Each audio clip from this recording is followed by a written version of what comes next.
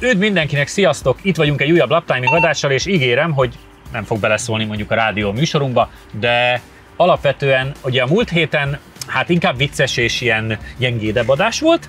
Ma azért egy komolyabb Volvos adás van, és ráadásul 2 generációt is megélhetünk. A műsor támogatója a Hedó Kft. Az út, ami összeköt. Megsérült a szélvédőd? Az Ixon Kft. Nálad a helyszínen megjavítja. Reklámépítészeti megoldások 20 éve a G-Ban Partners Kft-től. Támogatunk a játéknet.hu. Játékok bombaáron a netről, akár másnapra.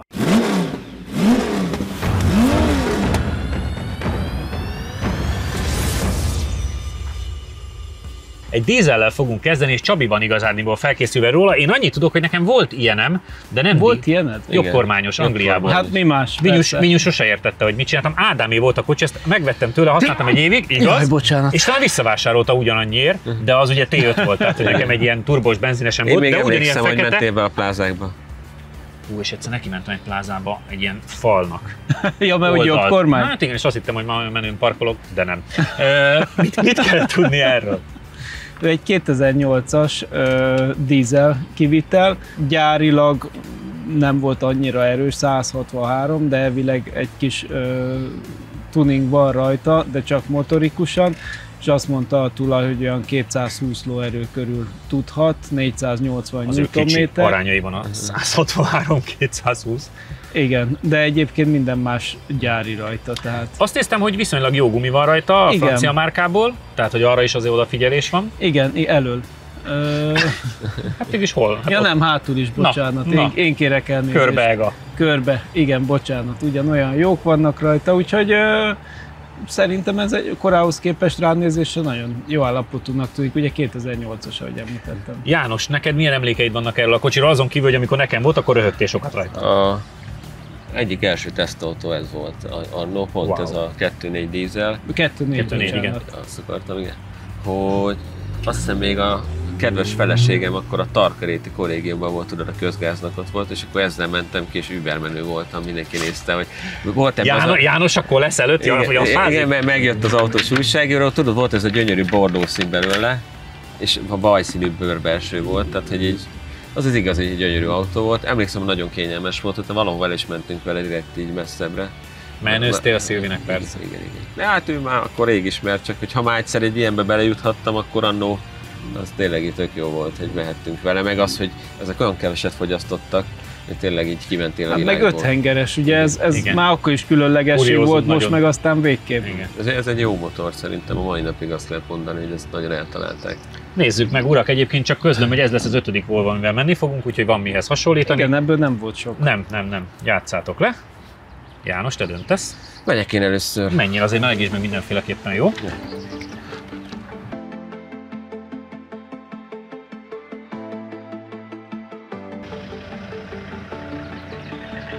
De tényleg nagyon szerettem.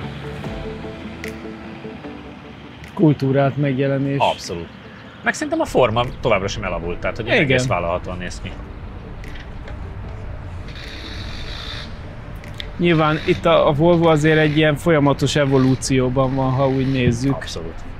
Hát ugye volt egy komolyabb tulajdonosváltás is. Hát igen, de nem csak, hogy régen azért ugye ez a nagyon klasszikus svéd acél, biztonság, kocka, ugye a régi 740-es, meg itt egy 940, meg ezek. Amelyek jó autók voltak, csak hát úgy kevesen kívánták meg, mert nem, ugye kis harmonika lökhárítókkal. Cserében most meg azért a Polestar világban meg nagyon szexi a forma. Igen, tehát azért itt egy komoly ugrások voltak időben. De ugye a Volvo az elmúlt időszakban, de ezt majd a későbbi autónál látjuk, hogy nagyon sokat fejlődött megjelenésbe, dizájnba, kívül-belül. Hát kiléptek ebből a svédes öreguras irányzatból nagyon abszolút. Keményen. Ugye persze tettek is érte, tehát direkt próbálták a fiatalabb célközönséget, illetve a prémium réteget. Nagyon sok olyan sztorit hallottam, akik különböző prémium márkákból a Volvo felé vették az irányt. Hát egy ilyen S90 vagy V90-be úgy ülnék bele, hogy nem is látnátok többet. Igen, tehát azért mondom, hogy a nagy prémium triumvirátusból inkább sokan Volvo felé elpártoltak, és elégedettek az autóval. Persze ellenkezőjét is hallani. Tehát nyilván, de hát mindenre van mindenféle válasz. Persze. Na föl hát a haverunk a rajthoz. Nézzük meg, előjönnek a fiatalkori emlékei. Ja, idősebb Jani bácsinak? Tehát ő 2008, ja, de azért ez az autó a 2008-as, de azért már korábban is volt. Azért, mert ő nem akkor kezdte. Nem. Hát azért az...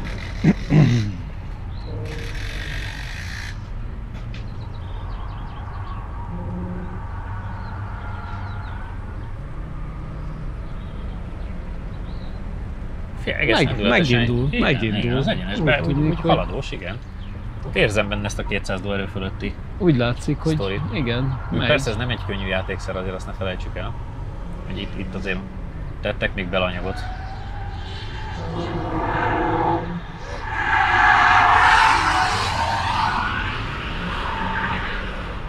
Lehet azért van még így egybe. Igen.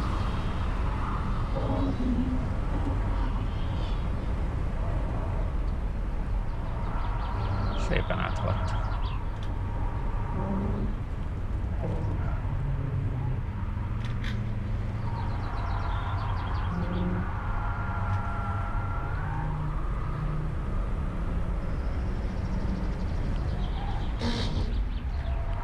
Egyébként amikkel mentünk Volvók, azok is egész jó időket mentek, nem? Hát figyelj, van Polestar 48-ban, kétféle is, egy tizedre egymástól. Az igen, meg az a V60 hibrid se volt. Igen, 50,9, igen, azért az nagyon jó idő. És 55-öt tudott az XC90 dízellel, igen. Azért elcsavargatja a kerekét. Hát. És ez nem meglepő. Igen.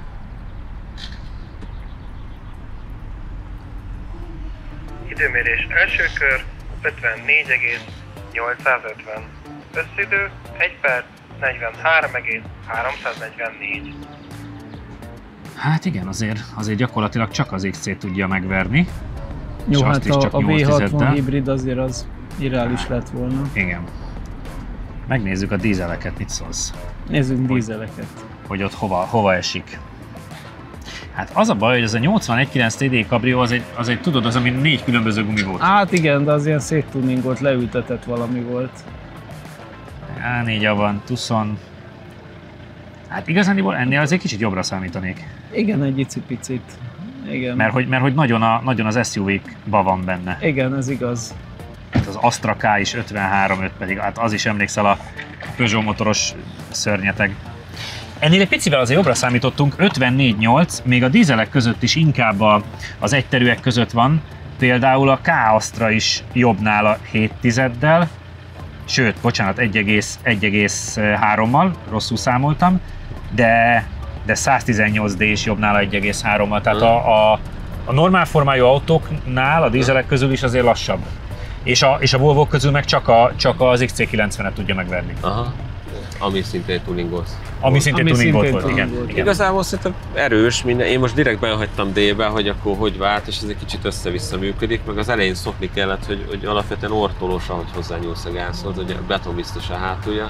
Viszont ha hozzányúlsz a gázhoz, akkor meg nagyon hamar ugye elpörgeti. Igen, azt itt láttuk is, igen, hogy ez differál. Az első kör az ilyen, igen, ismerkedtünk, inkább arról szólt. Tényleg furcsa, hogy az olyan orrnehéz is az egész, és hogy nem mozog semmit a hátulja. Cserébe azt hiszük, hogy az egyenesben azért haladós? Persze, ereje van. Lehet, hogy jobb, ha váltogatsz vele, mert most így nem éreztem azt, hogy tovább hagyja forgatni, meg hát igazán, mert te szabályozott, te próbáld meg úgy, Csabi. Nézzük. Megpróbálunk valami mást. Meg új technikát. Mert összességében azért ez annyira nem feltétlenül erős. A szedánok között is azért benézem.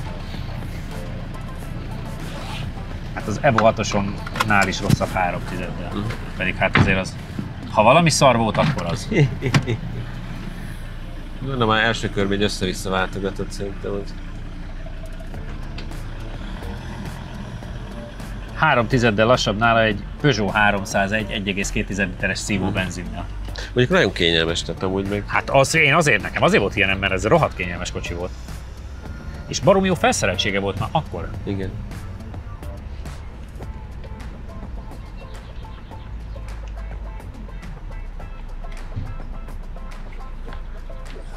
Cserébe meg igazából semmi nem történik a körön, tehát hogy olyan megszólalni sem tudsz, mert igazániból teljes csönd és hullaszag van a menet közben. Kicsit ide húzodok mellé. Gyere!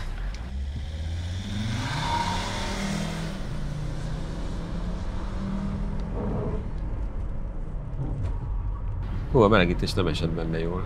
Nem? Annyira billeg, hogy ez a... Ja. Füstölő kerékkel fordul. Mondom, elkapar. Nagyon nehéz megtanulni azt az egyensúlyt, hogy még fordulj is veled, de ne füstöljen. Egyenesben nagyon meglódol, az biztos jó erős. Nagyon, az egyenes az jól néz ki rendesen.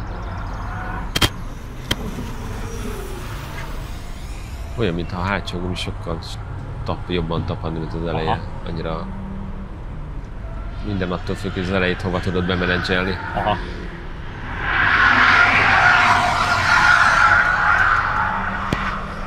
Nézd meg itt meg azért itt egész jó a kanyartempó, és utána még megmozdul. De ráhajított a Dick. Miért nincs olyan sebességérték? Hát oda van rakva, csak nincs meg a kijelző valahogy. Hát ott van, csak nincs érték. Nem, nincs fölrakva a tetejére a kijelző. Konkrétan. Csak a rudazat van. Ja, látom. De ugye, mögött is van valami furcsaság.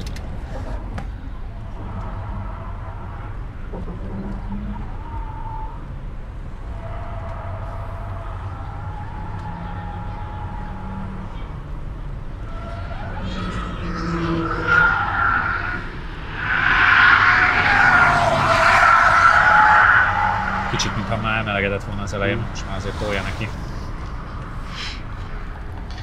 Na, vajon tudott-e javítani?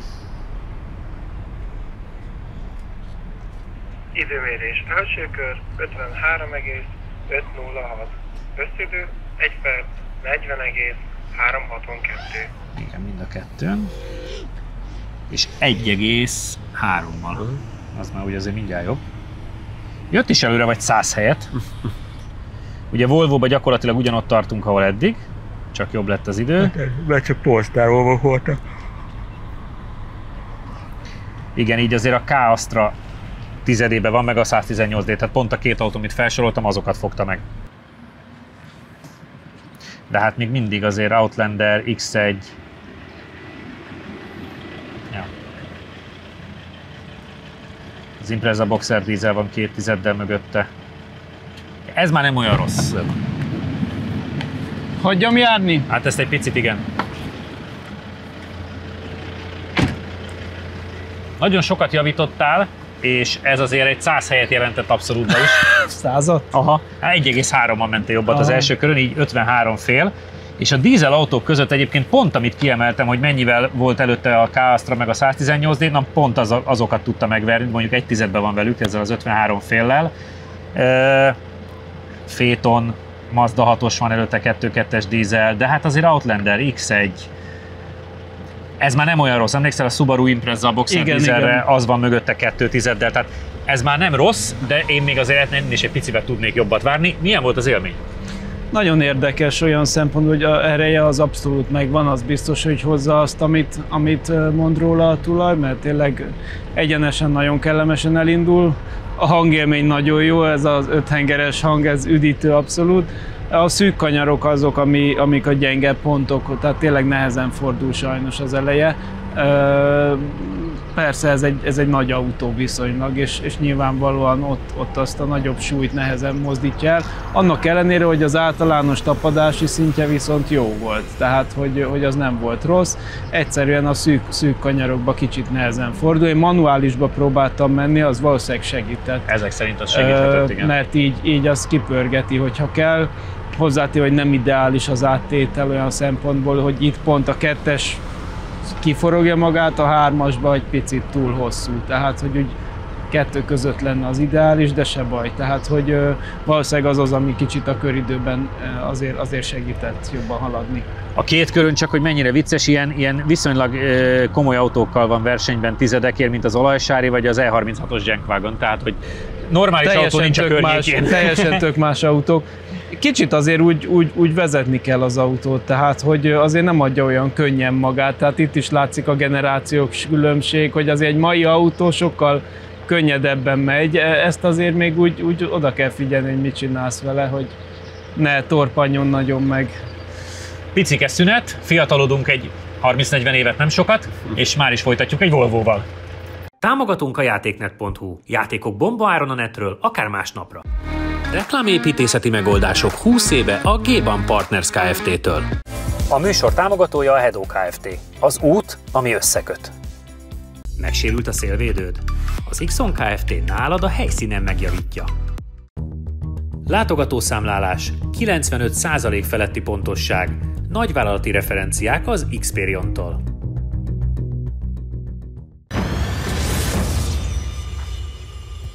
És akkor nyilván vicceltem 30-40 évvel, de hát azért jóval fiatalabb autóról fogunk beszélgetni.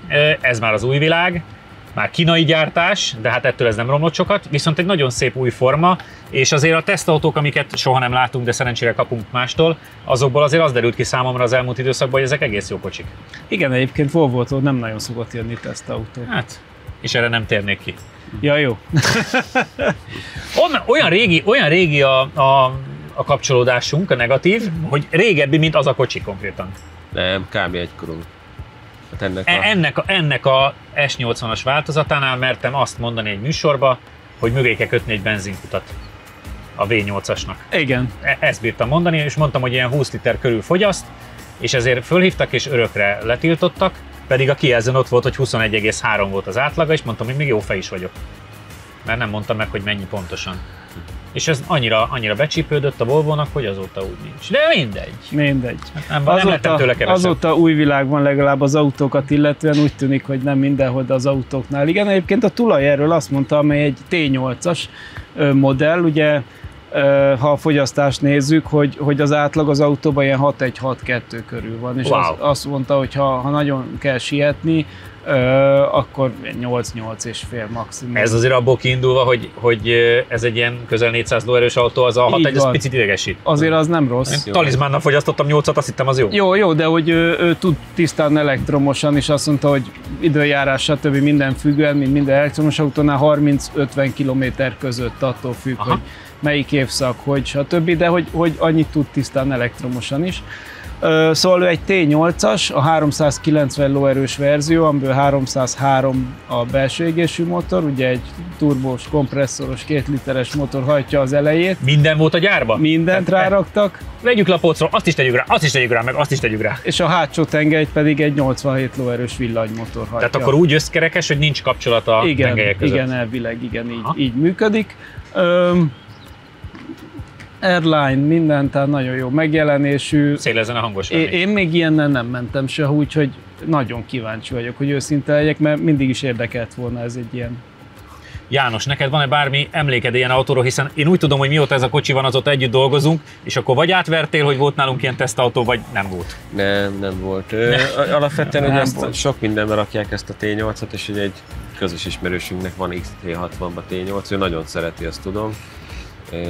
Pont neki ideális, mert ugye ezekkel a 30-50 km eljárkál elektromosan a városba, és ha menni akar valahova, akkor meg lehet vele sietni, úgyhogy ennyit tudok az autóról. Szerintem nagyon szépek ezek a mostani Volvo, kívül is, belül is, úgyhogy remélem, hogy jót is fog menni. Játszátok le, én nagyon kíváncsi vagyok, mert egyébként engem is érdekelnek ezek a modernek. Főleg egy 90-es annyira el tudnék viselni. Kedves Csaba. Megyek én vele. Akkor megyek én. Azért mondjuk el a nézőknek, hogy milyen tire van rajta, mert az mostanában mindig kérdés. Pirelli és 19-es. Ja. Egész jó állapotú kis Pirelli van rajta. Tulaj a kamera mögött boldogan bólogat. Ennyit tudnék hozzátenni. És a elmosódások, hogy a bogárokat... Azt néztem én is, hogy neki mente valaminek, de nem, hanem a gyönyörű designer itt a szélén úgy öli meg a bogarakat, hogy nem elüti, hanem széttrancsírozza az oldalán. Tehát elüti és fölnégyeli. Igen, édesapám a bogár nyom hosszából mondta meg, hogy mennyire mentem. Hát azt úgy lehet is. Meg hogy mennyire ég bele a szélvédőbe. Ez jól áll a Csabinak egyébként. Ja. Na most búcsúzunk el a 6,1-es fogyasztástól egy hónapra, körülbelül legalább. Szép kiállású autó. Nagyon. Mondom, a 90-esben rendesen szerelmes vagyok a kombiba is, meg a lépcsős hátulba is. De ez is ugyanolyan szép. Nagyon jó a forma, jók a lámpakialakítások rajta. Tényleg nagyon szép kocsi. És hát marha sokat látok az utcán belőlük, úgyhogy láthatóan veszik is. Igen. Hát meg szép, meg igen. Alapvetően nem rossz ára van. Figyelj, valamennyi hatása volt az összkeréknek, hogy beleült és azért arrébb megy. Azt mondja, 4-6 körül gyorsul 100-ra. Wow. De bátor! Csabánk jó időt akar. Igen. Új. De füstöl az ifa. Nézőinknek mondanánk, a háttérbe füstöl egy ifa. Igen. Mozog a hátulja. De az nem baj. Hát nem, de azért én úgy látom, hogy olyan nem mindig kedvesen. De majd erre kíváncsi vagyok, mit mond. Igen, úgy.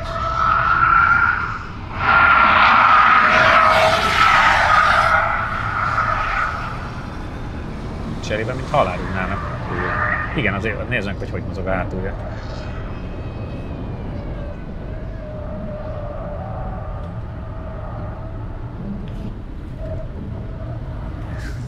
És megjött az ifa. Lehet a legjobb helyre. Igen.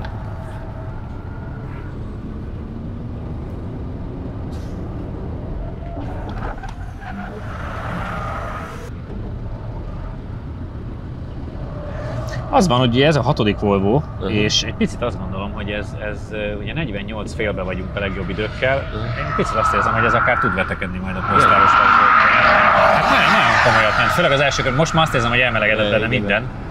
De az első kör szerintem egész pontos és viszonylag agresszív volt. Azért a két posztár nem fogja. Nem lesz meg ez a 48 fél? Nem főrnék. Időmérés. Első kör 49,436. Eggyel lassabb. 1 perc 34,340. Igen, ez szinte ezredre 1 másodperccel lassabb, mint a 4 hengeres. Igen. Hát azért az így is szerintem egy tök jó idő. Igen. A 49.4. Szedánokba belemegyünk mondjuk. Stinger GT, CTSV, másodszorra az Insignia 2 liter turbo, ezeken belül 2 tizeddel, ott van még egy Mazda 6 MPS, CLS 55 AMG, még mindig 2 tized, és Magver Model S 85-öt, CLS 400, 17-es Octavia RS, CLS 63, M5 Tuning Lumma.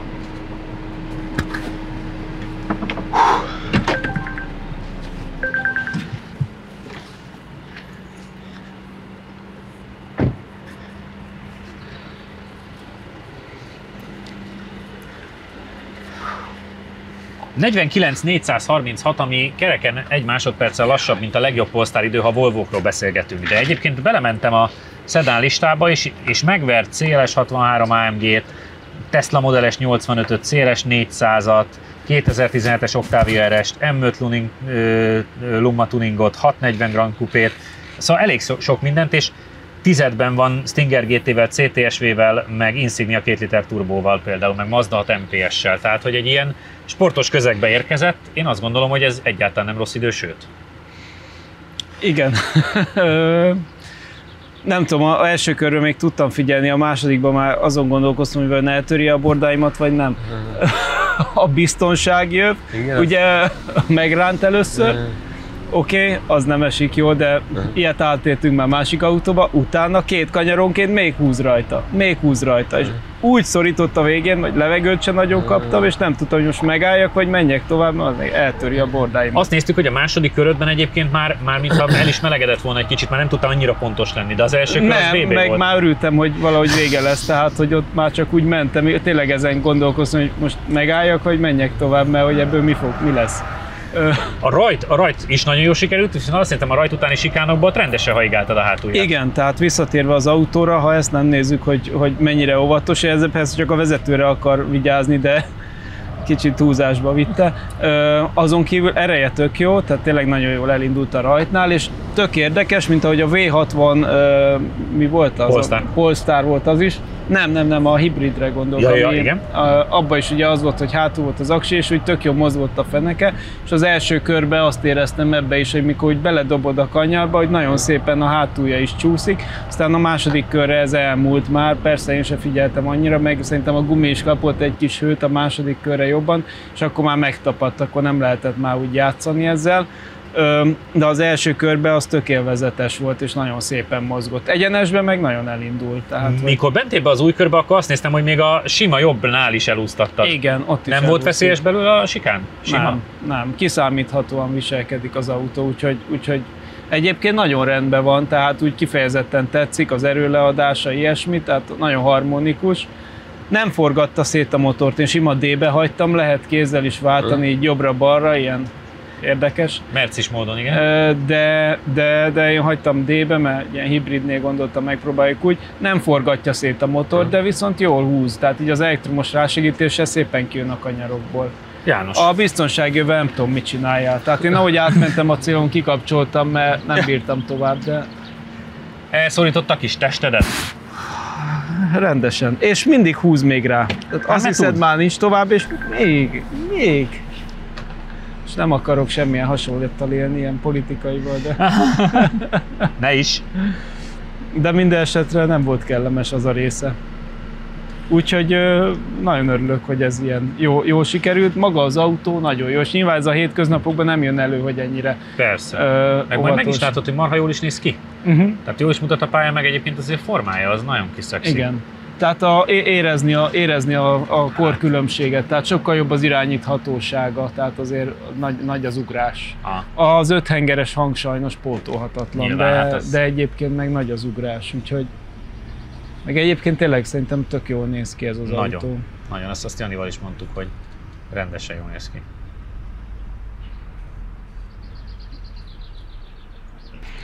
Úgyhogy, hogyha nem lett volna ez a biztonságjöv mizéria, kifejezetten élveztem volna. Akkor már ráalkudnál, ahogy szoktunk. Nem, de nem azért, mert nem tetszik, csak van elég autó. Akkor majd én. Jó, ez neked jobb. Nekem ez nagyon jó lenne.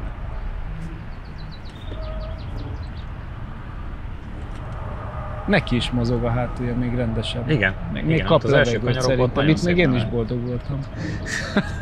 Itt még én is boldog voltam. Ott még én is.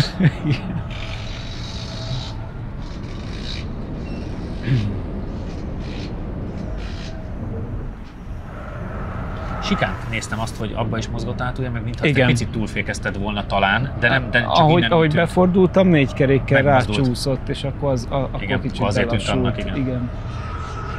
De mondom, a legveszélyesebbnek, vagy hogy mondjam, a legfurábbnak azt tűnt, hogy a sima jobban láttam, hogy elúszik. Te most jobban kijebb ment, te ugye nem mentél ennyire kintről, viszont rárántottál, és rendesen elúszott. De nem volt gáz, tehát szépen mozog. Ha tartja magát, akkor zsír.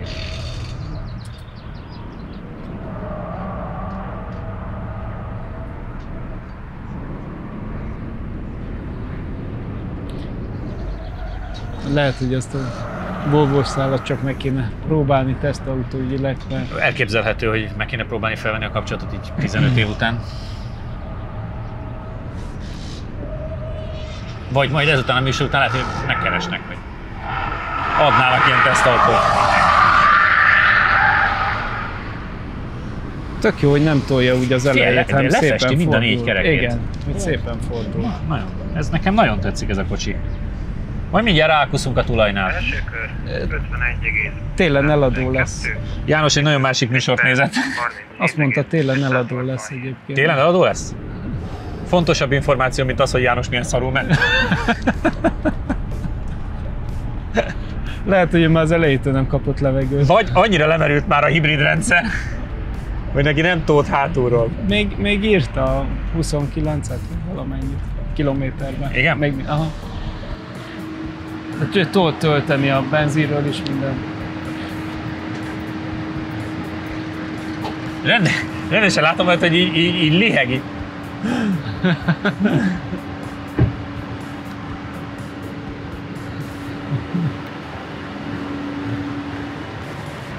Te a kakucsnak az 1,4 kilométeres változatán mentél. Igen. Milyen volt, János? Hát próbáltam nem nagyokat fékezgetni, mert elsőre nekem is kb. Majdnem eltörte a bordámat. Utána érdekes módon, úgyhogy ráálltam egy ilyen kényelmes biztonságra, nem csinálta egész a másik kör sikánig. De ott viszont, amit kaptam az utolsó 2 kanyarba, azt utána úgy megnyomtam gombot, és így kirobbant. Igen, azt én is, ahogy átmentem, kioldottam, mert ezt nem bírom. Rosszul leszel benne, annyira szorít már. Jézusom.